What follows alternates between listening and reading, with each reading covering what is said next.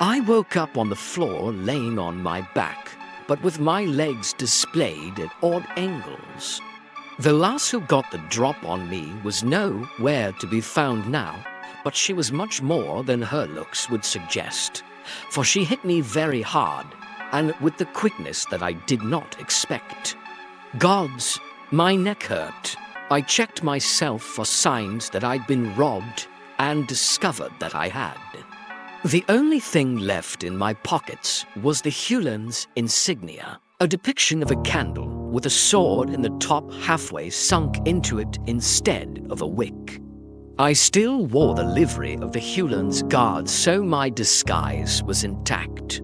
Only the mystery woman who got the drop on me knew of my disguise, and I wasn't even sure she did so. I had nothing to worry about as long as I stayed out of the way of the captain of the guard. As far as I could tell, I hadn't been out for overlong, but I had a sore neck and a splitting headache. I was pissed off that I had been robbed for the loot I'd managed to steal thus far, and I grumpily went about searching the rest of the study before exiting with a measure of haste that I likely didn't need to have. But I was nervous now, for it wasn't every day I was knocked with my dick in the dirt. My mind was on the woman who had so easily and quickly put me out of commission, for she was a true conundrum. I'd been a thief in the city of Selgaunt for a long time, perhaps 10 winters or so, and I'd never seen her before. I was going to find out just who she was. That was for certain, for, trust me, I had my ways. But also weighing upon my mind was the orb that I'd been hired to find, and the woman who had hired me. Lady Letitia Sway, Countess of the House of Sway, and powerful friend of the Hulan himself.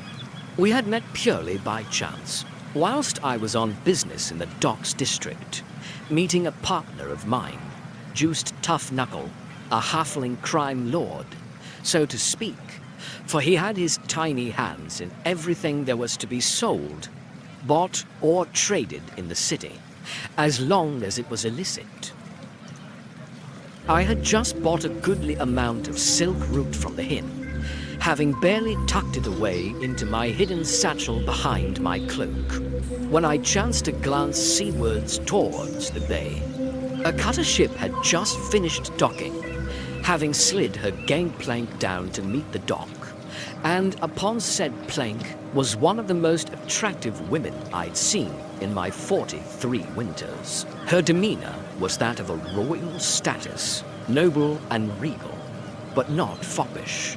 She had red, almost auburn locks, long as the mane of a steed, falling softly from a cropped coif down to fall to the top of her very round, perfectly plump rump, which one could see was very fine, even through her flowing dress of gold and teal.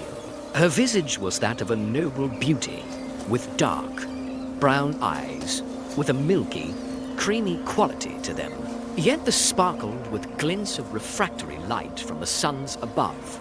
On her skin was very smooth in appearance, and I was certain also in feel, and I immediately wanted to place my hands on her, to undress her, and get at that softness there. I let my gaze fall from her lips upon her perfect breasts, bouncing in the low cut of her dress.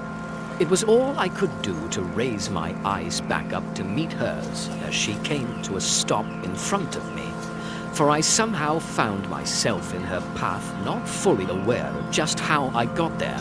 So entranced was I by her beauty. Then she smiled, and to me she spoke, in a husky tone, with a soft, debonair demeanor. Well met, good sir.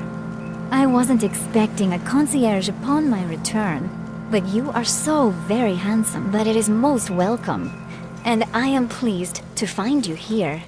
My, but aren't you so very fine indeed? Yet, who are you, sir, that you await me here? And how is it that you come to know of my arrival back to Selgaunt? I was not notified of such a greeting, and I don't know of any of my friends or any under my employ who would have arranged for you to await my return. And as she spoke, her eyes moved the length of my body, down and then up again, appraising my appearance. Not attempting to hide her obvious attraction to me, her sultry gaze hardly bashful or coy, and she exuded sexuality and arousal without effort, and without trying to hide her desire. And she had, seemingly, no shame about just what she was thinking about. She was a breath of fresh air. And I can't describe just how welcome it was that this absolute beauty was standing before me. "I am Scio Rioni, Madame," said I, and I bowed in my customary slight, easy manner. I almost winced at my introduction, for I had involuntarily used my given name, something I rarely ever did. Yet, so enamored was I by this curvaceous vixen before me, that my tongue slipped, and I found myself spouting my own name before I had time to pull up one of my aliases from memory. I continued then, smiling in earnest despite myself. "Alas, my lady, the truth is far different from what you think. For I was simply doing some business down this way, and had just concluded it when I happened to glance towards your ship there."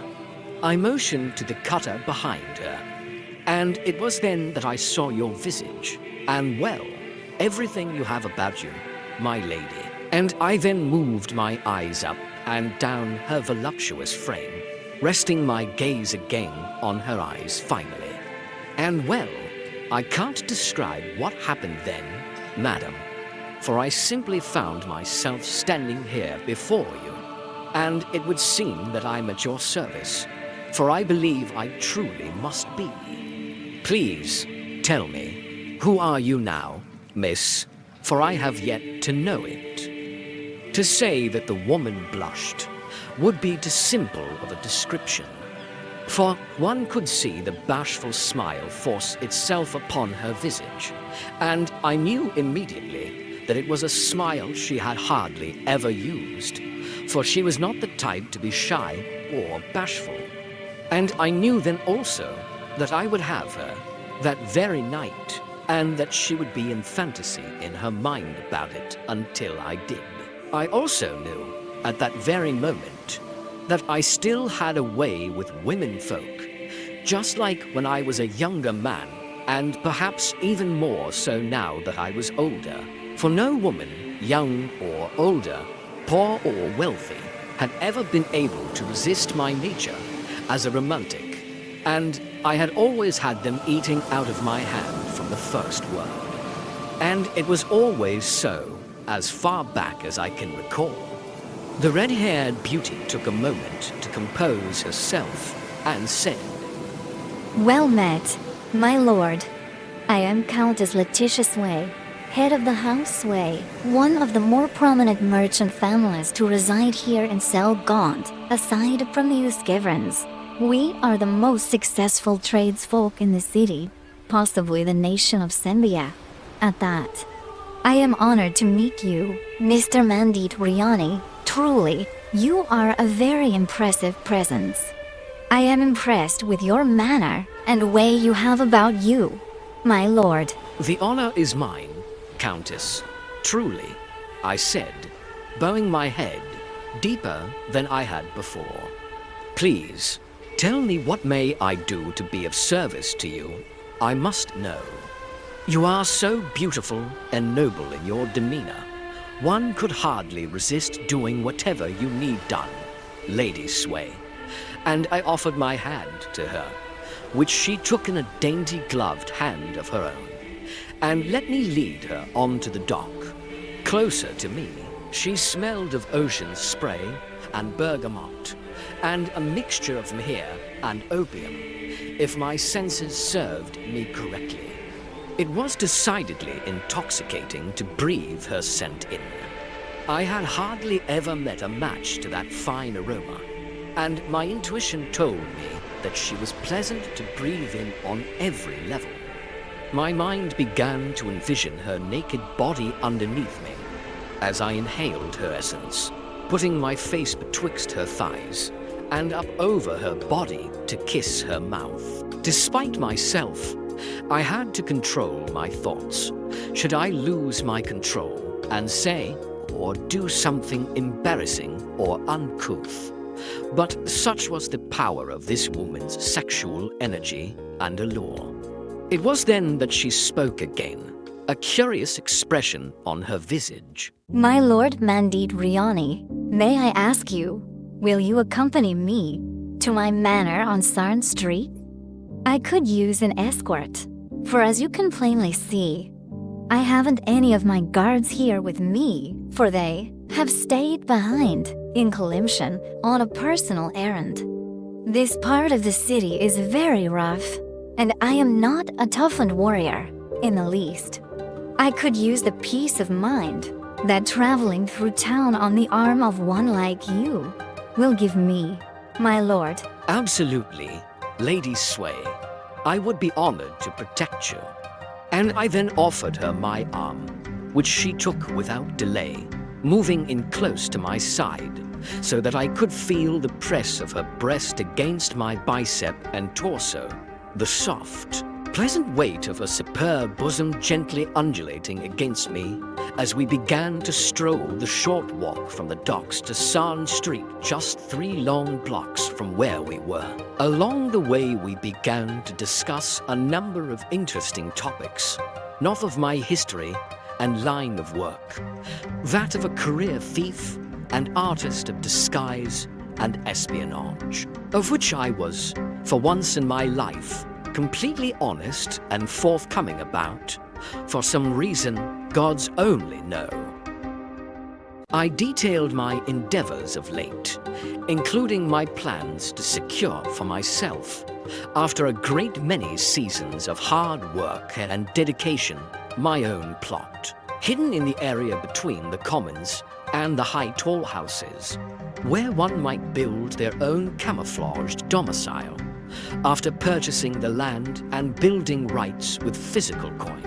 And only then, for coin in the hands of a landlord secured many fine deals, if the bills were paid in full, and no debts were left to be owed. To this, the Lady Sway seemed very receptive and impressed, finding it very attractive that a man had ambitions and the willingness and ability to see them come to life and then to fruition. That was the way for many women of Selgont, as Sembites in general, especially those who were of Selgontan stock, found drive and ambition to moisten the space between their thighs. We walked through the low-rise town houses that ran along the River Arkan, the sun beginning to set before us as we neared the area of Sarn Street, which led to the high-rise tall houses and manor homes of the wealthier citizenry who lived in Selgont, called home. Turning onto Sarn Street, we made our way to Lady Sway's beautiful manor, housed just a few doors down from the boundary of the Hulan's vast hunting grounds. As we reached Lady Sway's home, I slowed down and pulled up, stopping at the giant stoop of the stairs which led to her door, folding my hands in front of me and waited, as was the custom in Selgont when guarding a woman from possible danger. On the way there, we had spotted a number of potentially hostile individuals, but none of them were fool enough to try anything when I was there.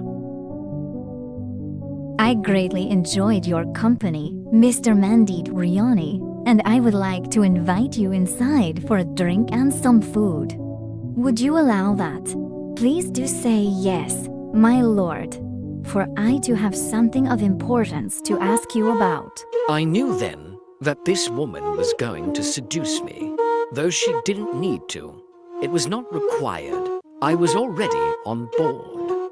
However, I would have agreed to pretty much anything she asked me at that point. I simply said, okay, Lady Sway, I will accept your offer. Please, lead on.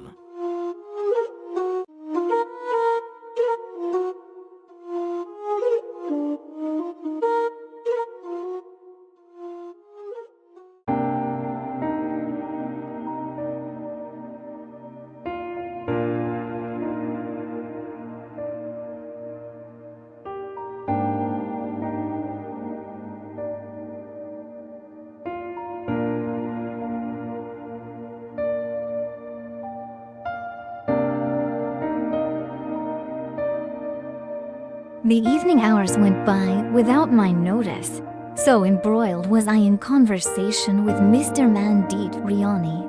I had known immediately upon first meeting that this man was the one I would hire for the job I had in mind. He had all the characteristics in perfect balance for what I'd been planning.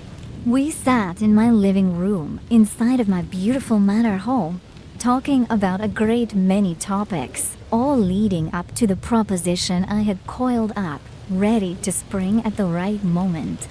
The rain had begun to fall just as we had entered my home, and it was the perfect thing to set the mood for the evening to come.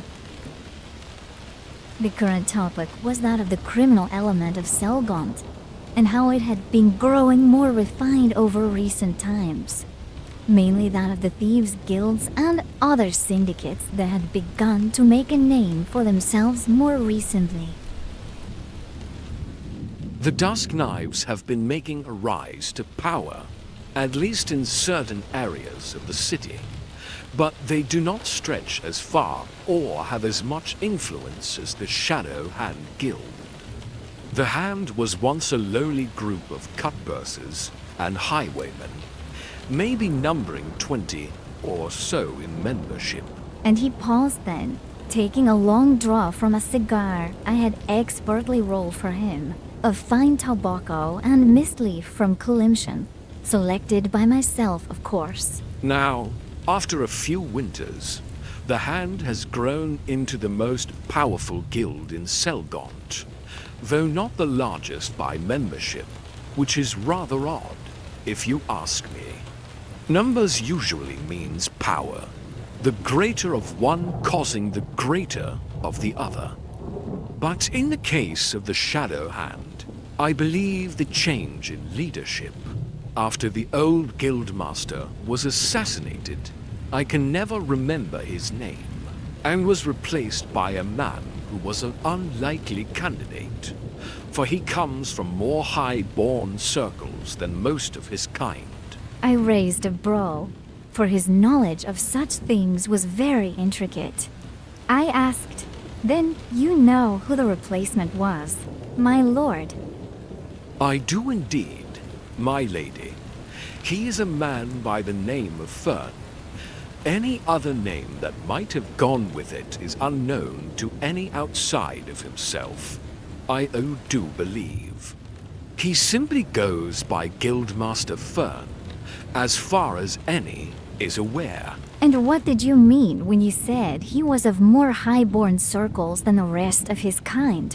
Do you mean to tell me he is a nobleman? Well, first you must understand, my lovely lady, said he, eyeing me with a sly and decidedly alluring glance. The reason why the Shadow Hand, as an organization, has begun to truly flourish and spread its business outside of typical syndicated circles is greatly due to Guildmaster Fern's influence amongst more respected parts of Selgont's internal political and mercantile structures. Do you mean to say the merchant lordship and political organizations associated with such?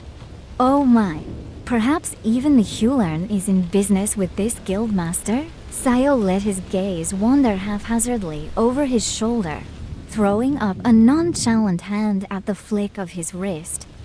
Of what business the Hulern, or Guildmaster Fern for that matter, has with one another, or anyone else, I cannot say, my lady. However, I would venture to say that there are certain connections from Fern through to the higher levels of Sembian aristocracy, and I can be almost purely sure where that statement is made.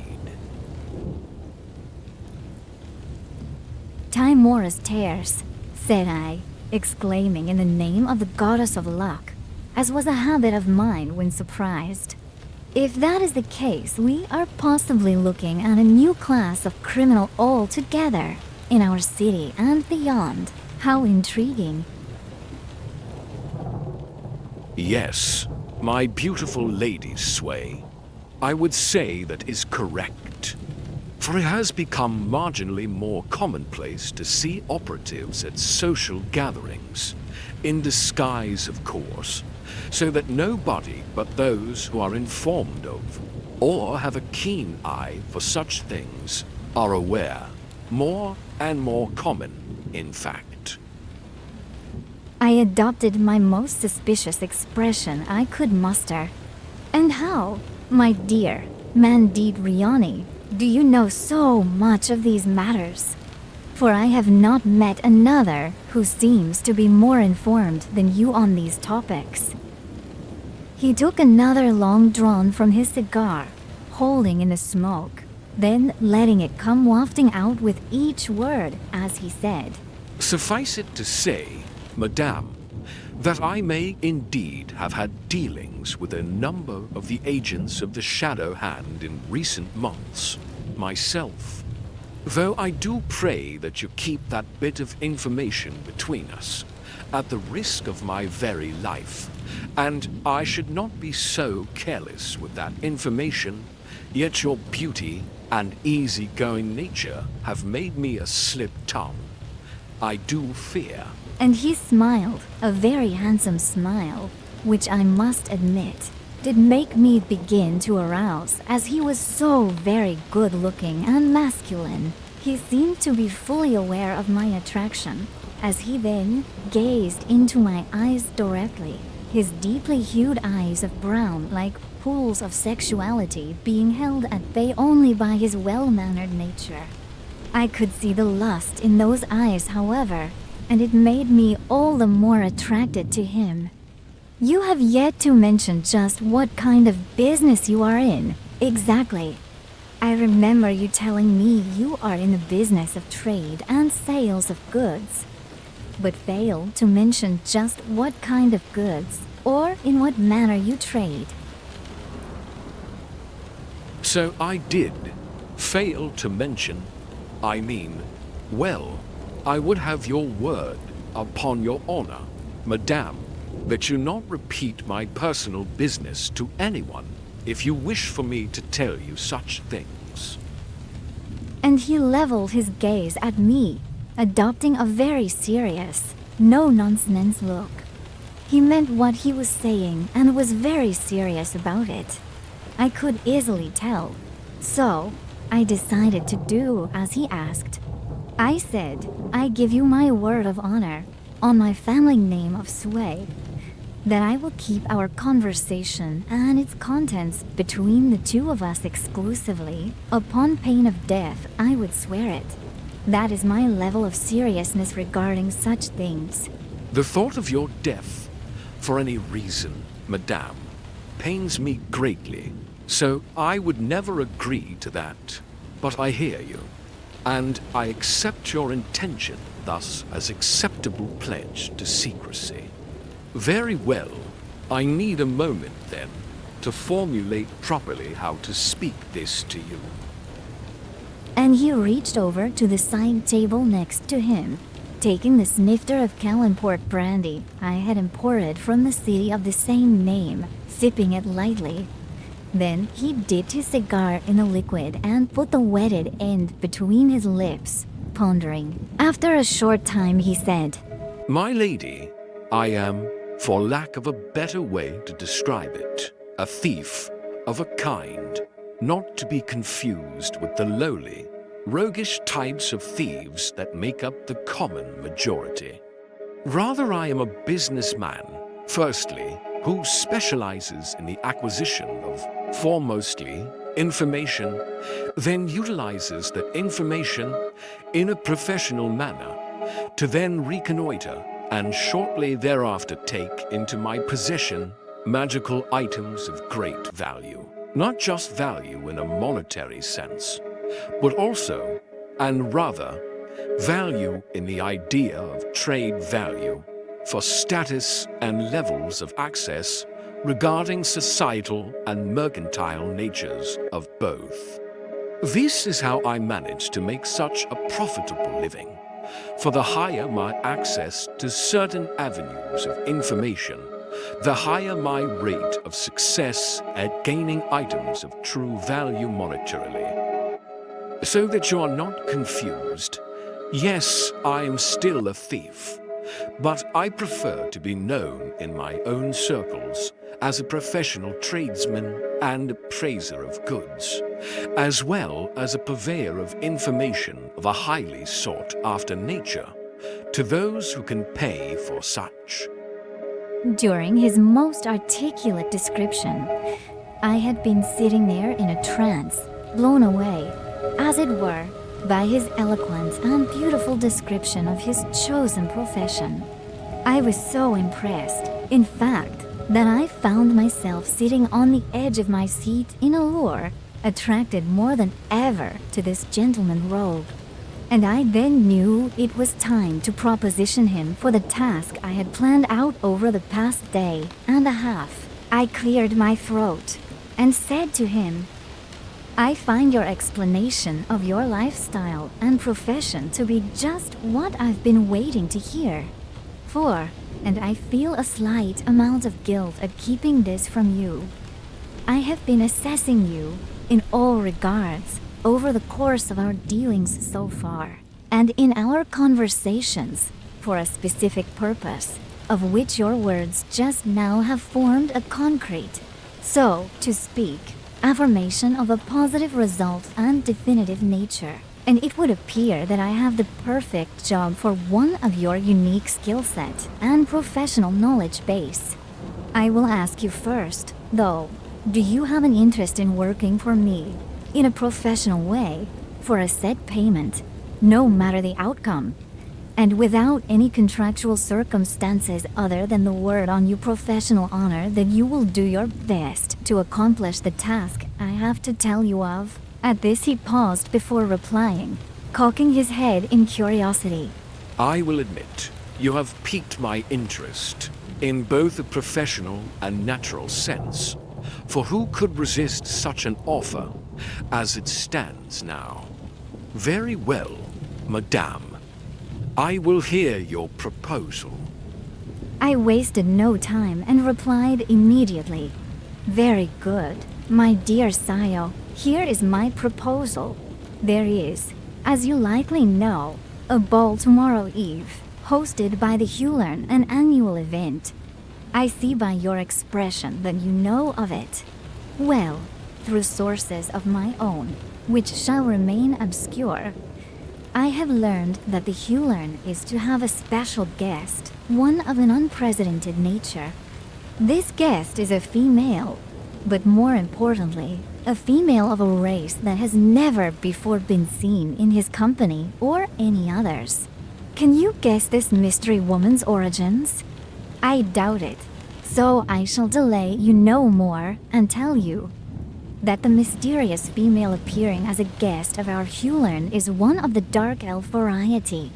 Yes, I see you are surprised. I am not mistaken. My information is from a very trusted and accurate source. A drow woman is to accompany our Hulearn to the ball tomorrow, and is said to have brought with her a gift for our noble highness to covet. It is, according to my sources, a box of a very dark nature, made of the bones and sinew of a creature of some kind. Yet, it is not the box which interests me. No, rather, it is what is reported to be contained within the box. An item of very powerful magic, as much as I've been told. Scio held up a hand then, pausing me. While I am not going to ask you who your sources are, madame, I am instead going to tell you that to have such sources is very rare. Not too many of the merchant lords in this city could have had such detailed information brought to them ahead of time and have it be correct. I wonder, have you thought to do a secondary check? To this I laughed, smirking at him. "Oh, come no, my lord," said I, amused. "Do you think me a foolish woman? I can see that you do not think that, so I will allow you to retract your query, if you like." He took on a sheepish expression. Very well, madame. Forgive me. Please continue. As I was saying, the item within the box is reported to be of great arcane power. Yet, it is unknown as to exactly what the item is. However, the reports also suggest that the item itself has an ability to grant the desires of whomever possesses it to an infinite degree, which I will say is very appealing. I am assuming you will be telling me just where I fit into all of this. Yes? He said with a sudden air of impatience, and I noticed it seemed to be when I mentioned the wish-granting nature of the item that he adopted that demeanor. "Yes, I am getting to that. My dear, please bear with me," said I, with as much patience as I could, though I didn't like his tone at all. Very well, madame. Again, my apologies. "No matter, my dear, as it would seem to be important to you. I shall skip to the proposition.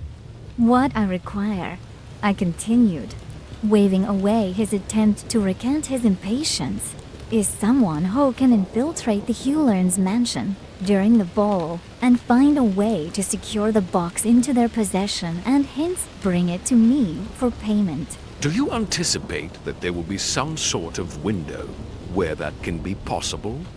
Is the box likely to be somewhere I'll be able to find in the mansion somehow? I find it unlikely that there's going to be an easy way to locate the box and then take it without being caught. I understand your apprehension, and I can only attempt to make you feel more comfortable about it by saying that I will have other operatives in play to work in tandem to separate the box from the drow bitch, or if it is already placed in a hidden place, to scry and or otherwise locate it. It would seem to me, madame, that you have not thought this through completely, or with enough forethought. I've only had a day and a half to plan anything, much less conscript the help I'm going to require to actually procure the box from the drow harlot. He narrowed his eyes at my racial slurs and seemed to dislike my vulgarity in wording and tone. Just who is this Drowess? And what is her reason or reasons for becoming a guest of the Hulen? Why does she bring into this magical gift? It reeks of trickery and foul play to me. There is much more to it than my sources have been made aware or have gleaned, I'll admit. But hence the reason I am offering payment upon success or none at all, as the possibility might not be present. And I would never ask anyone to get apprehended or risk capture for something so unsure. Am I to take it that I may have my payment up front then, assuming I agreed to this wild proposition? Upon acceptance of this proposition, yes, you may have payment in full. And you have not asked me as of yet just what amount I am offering. The amount is less important than having the whole story. And he inclined his chin. I have told you all I know about the job, my dear, said I. What do you think? Are you interested, even in spite of the obvious perils? To be candid, I do not like the job in itself. However, I have previous plans to be at that ball in a capacity, so to speak.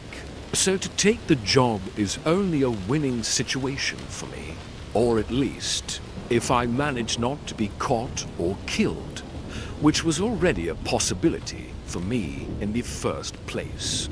So, yes, methinks I will accept your offer. What's the pay?